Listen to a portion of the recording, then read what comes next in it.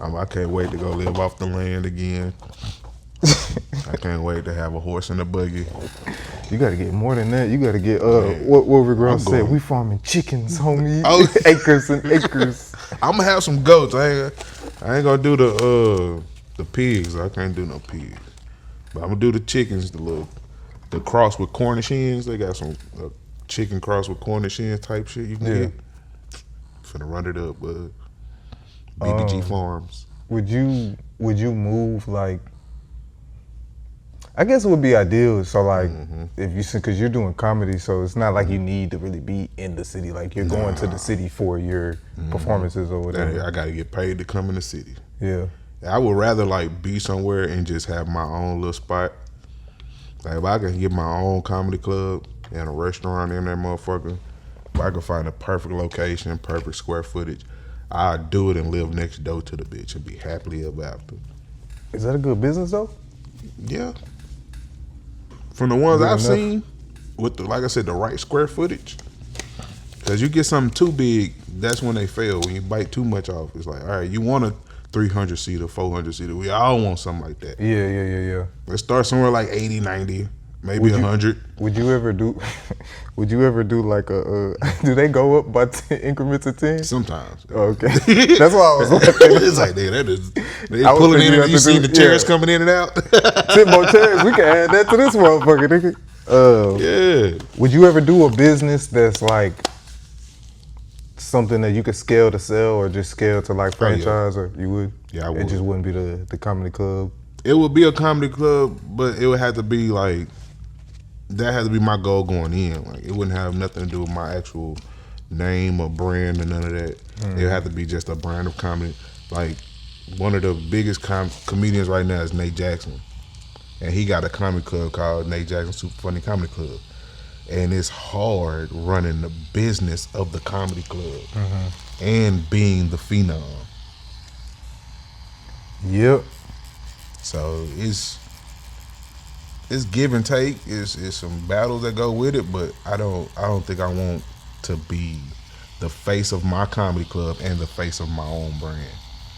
Yeah, it's hard to be the talent and be the. Yeah, I don't think I'd be able to hang. I'll be pissed off, sleepy, grumpy in the middle of the night.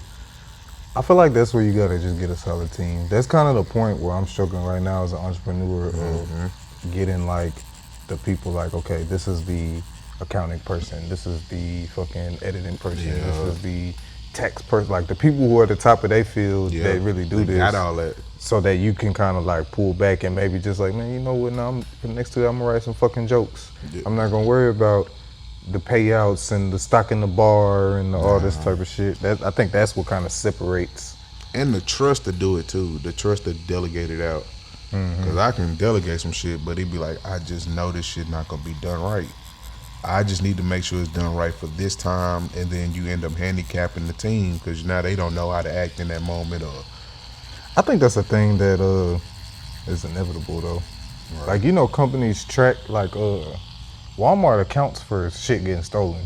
yeah, Like they accounting that shit. That's- Like, that's- this yeah. year we'll probably lose yeah, the 30 P&L. billion worth Oh of yes, shit. sir. Yeah, ran P&L 16 years. Yeah, they count that loss in already. It's just if they go so far below that line, it's like, well, damn, they really stealing out this motherfucker. Now somebody letting people leave. That's too much. They get rolled up for that shit. Like they'll redline your store. Like you can't make no money because you keep letting people steal out your shit. You said you did P&L for years? Yeah, profit and loss reports. Where'd you do that at? At like when you run like most of like food establishments, even something like this have like. Oh, this when you were manager. Yeah, like I was a manager at Luby's, and that's kind of where I learned most of that shit. I got a crash course in that shit. And running Luby's, and you got all this shit to count, all this shit to waste. Like, you ever ate at Luby's?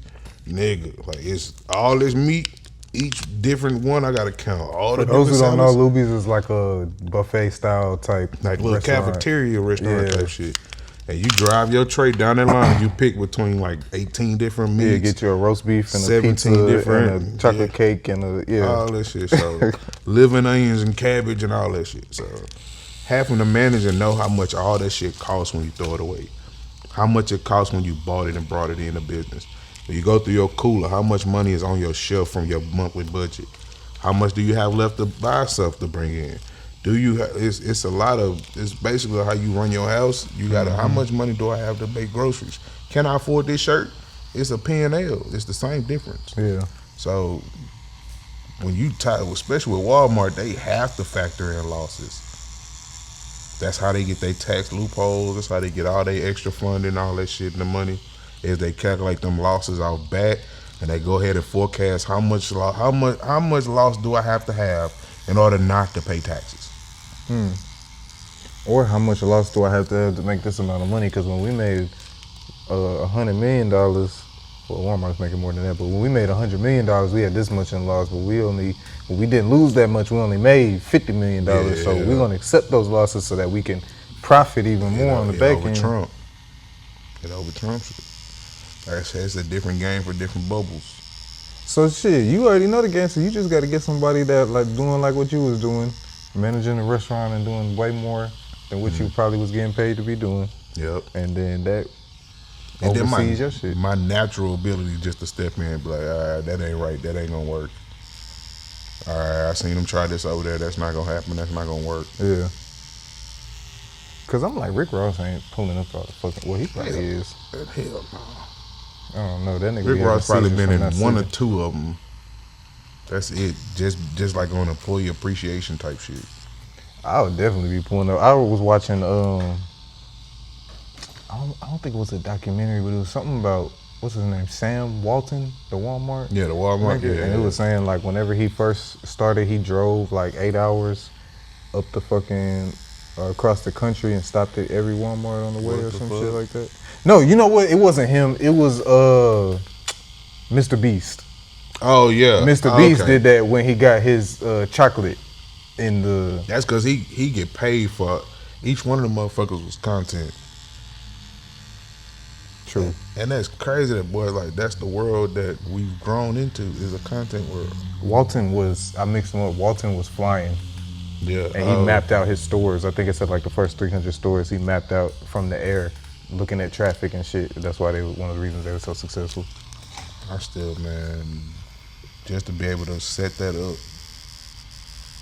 I think it's one of those things that just kind of happens, bro. Like, he probably wasn't planning on fucking, all right, I'm gonna have a multi-billion-dollar company and we're gonna have all these stores open up. Like, that shit probably just kept going. Yeah. Why have one, bitch, when you can have 5? Why Right. have type shit? Right. No, that take a lot of dedication. Like, Hi guys, it's the booking manager here at 40 Studios. Books are open now and filling up fast. To get your spot on the schedule, text 346-291-4438. Send in your ideas so we can help curate the perfect session for you. Walk-ins are accepted but not guaranteed. Again, text 346-291-4438 to get your tattoo scheduled today.